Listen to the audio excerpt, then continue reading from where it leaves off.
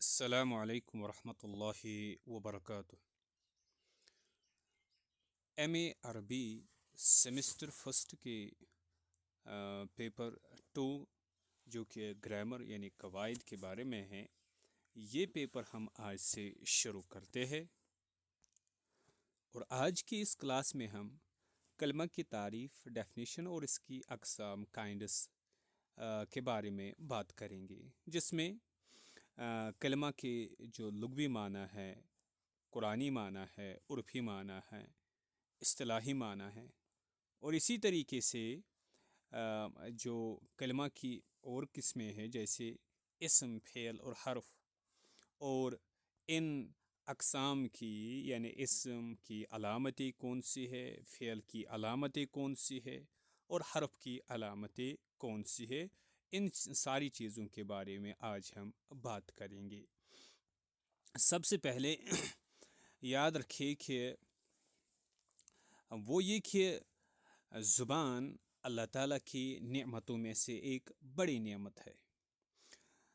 زبان کے بغیر نہ ہم اپنے خیالات دوسروں تک پہنچا سکتے ہیں اور نہ ہی اپنی زندگی کی ضرورتوں کی تکمیل کر سکتے ہیں۔ ہم میں سے ہر ایک کسی نہ کسی زبان کا استعمال کرتا ہے، لیکن اس کی حقیقت اور ماہیت کو بہت کم لوگ جانتے ہیں۔ زبان کی کئی تعریفیں کی گئی ہے، جن میں سب سے مشہور تعریف ڈیفینیشن ابو الفتح عثمان بن جنی متوفہ 1002 کی ہے۔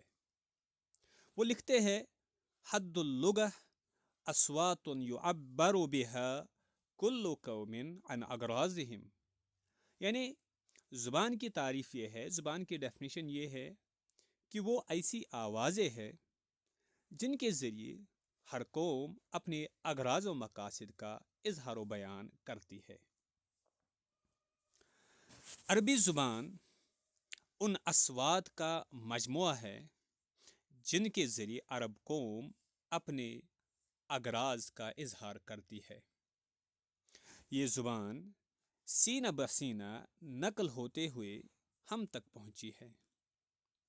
اس زبان کے 4 مصادر ہیں: ایک قرآن، دوسرے حدیث، اور تیسرے سکہ راویوں کے ذریعے منقول ادب جاہلی، اور چوتھا ادب اسلامی۔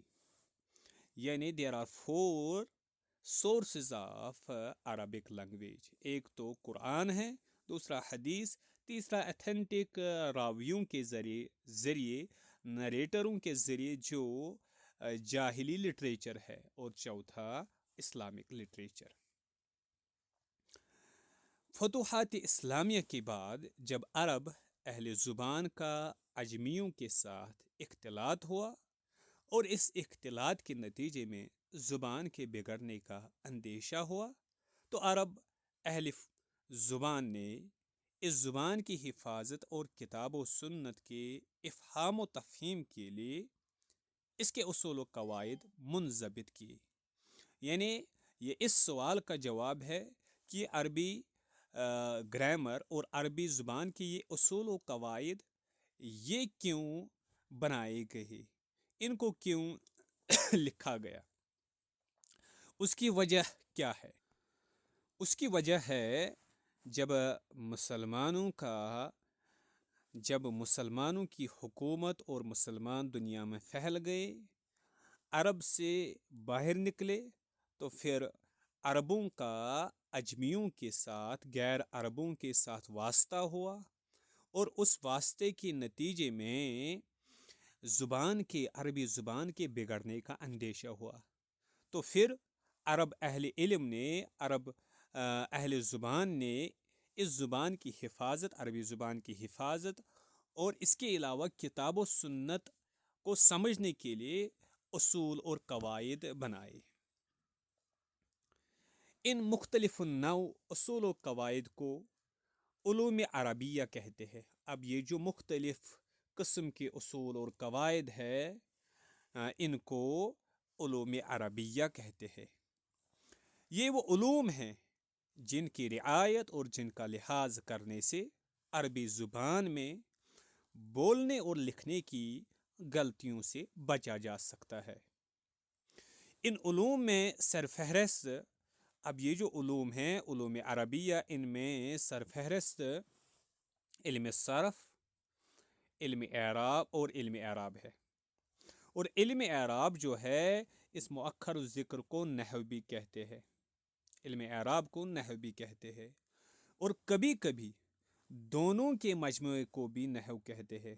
بعض اوقات علم صرف اور علم اعراب دونوں کو نحو کہتے ہیں۔ دوسرے عربی علوم میں علم رسم یا علم کتابت، رائٹنگ سٹائل، معانی، بیان، بدیع، عروض، قافیہ، طرز الشعر، انشاء، خطابت، تاریخ ادب اور متن اللغہ شامل ہے۔ یعنی یہ علوم عربیہ کے مختلف علوم عربیہ میں یعنی یہ علوم عربیہ میں یہ سارے علوم شامل ہے۔ جب ہم علوم عربیہ کہتے ہیں تو اس میں یہ ساری چیزیں آتی ہے۔ ان علوم عربیہ میں سب سے اہم علم نحو یا قواعد ہے۔ علم نحو یا قواعد، جسے ہم انگلش میں سنٹیکس کہتے ہیں۔ نحوی و صرفی قواعد وہ محور ہے جس کے چاروں سمت عربی زبان اور اس کے دوسرے علوم گردش کرتے ہیں۔ انہی قواعد و اصول کی روشنی میں عربی زبان و علوم کا اکتساب ممکن ہے۔ یعنی ان علوم علم نحو اور علم صرف، انہی کی روشنی میں ہم عربی زبان کو سیکھ سکتے ہیں، انہی کی وجہ سے عربی زبان کا سیکھنا ممکن ہے۔ اور کوئی بھی عربی علم ان اصول و قواعد سے مستغنی نہیں رہ سکتا۔ عربی زبان و علوم کے حقائق و دقائق تک انہی قواعد کے ذریعے رسائی ہوتی ہے۔ چونکہ کسی بھی زبان کے علوم کی تفہیم اس زبان کی معرفت پر موقوف ہوتی ہے۔ اگر کسی بھی زبان کے سائنسز اور ان کے اس زبان میں جو بھی یعنی علم ہیں، جو بھی مختلف علوم ہیں، ان کو اگر سمجھنا ہے تو پھر اس کے لیے سب سے پہلے اس زبان کو سمجھنا ہے جس زبان میں وہ علوم لکھے ہوئے ہیں، اور زبان کی معرفت اس کے قواعد پر منحصر ہوتی ہے۔ اب کسی بھی یعنی کسی بھی زبان میں جو علوم ہیں ان کا سمجھنا تبھی ممکن ہے جب اس زبان کو سمجھیں گے، اور زبان کا سمجھنا تبھی ممکن ہے جب اس زبان کے قواعد اور گرامر کو سمجھا جا سکے، سمجھا جائے تبھی ممکن ہے۔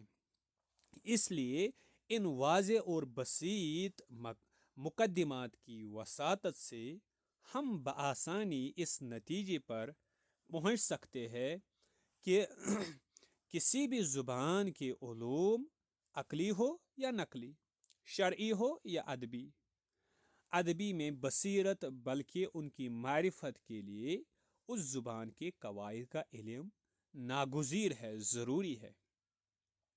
جیسے کہ امام کمال الدین بن محمد انباری متوفی 577 عیسوی اپنی کتاب لمع الادلہ فی اصول النحو کی 11ویں صفحہ، نام کیا ہے اس یہ عربی زبان کے ایک بہت بڑے ماہر اور عالم تھے جن کا نام تھا امام کمال الدین بن محمد انباری، متوفی، ان کی وفات ہو چکی ہے 577 ہجری میں۔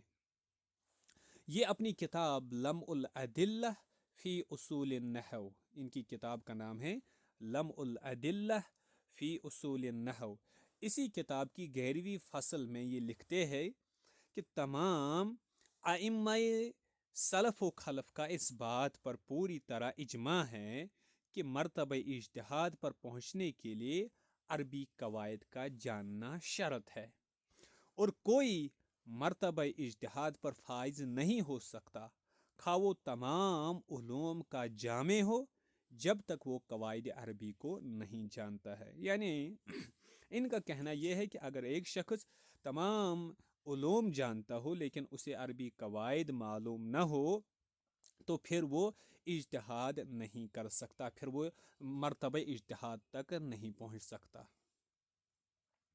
اب یہ جو قواعد ہے، ان عربی قواعد ان عربی قواعد کی جیسا کہ ذکر ہوا دو حصے ہیں، ایک تو صرف اور دوسرے اعراب. دونوں کا موضوع، علم صرف اور علم اعراب دونوں کا موضوع ٹاپک جو ہے وہ کلمہ ہے، جس کے بارے میں ہم یعنی آگے بات کریں گے. علم صرف میں یعنی کلمہ انڈیویجولی، یعنی کلمے کے بارے میں انڈیویجولی بات ہوتی ہے. علم صرف میں حالت افراد میں کلمے سے بحث ہوتی ہے، یعنی کلمے کو مفرد کے طور پر پڑھا جاتا ہے. یعنی اور علم اعراب میں حالت ترکیب میں کلمے سے بحث ہوتی ہے. یعنی کہنے کا مطلب یہ ہے دونوں کا موضوع، علم صرف کا بھی اور علم اعراب کا بھی، دونوں کا موضوع اور ٹاپک ہے وہ ہے کلمہ کے بارے میں بات ہوتی ہے. لیکن علم صرف میں انڈیویجول ورڈ اور کلمے کو لیا جاتا ہے انڈیویجولی الگ طور پر، جبکہ علم اعراب میں اسی کلمے کو جب ہم دوسرے ورڈز اور سینٹنسز اور دوسرے الفاظ کے ساتھ لیتے ہیں ترکیب میں، اس وقت ہم بحث کرتے ہیں، اس وقت اس کا یعنی اس کے بارے میں جو ہم بات کرتے ہیں وہ آتا ہے علم اعراب میں. علم صرف میں مفرد کلمے کے وزن و حیت کو موضوع بنایا جاتا ہے، جبکہ علم اعراب میں مرکب کلمات کے آخر کی حالت کو موضوع بنایا جاتا ہے.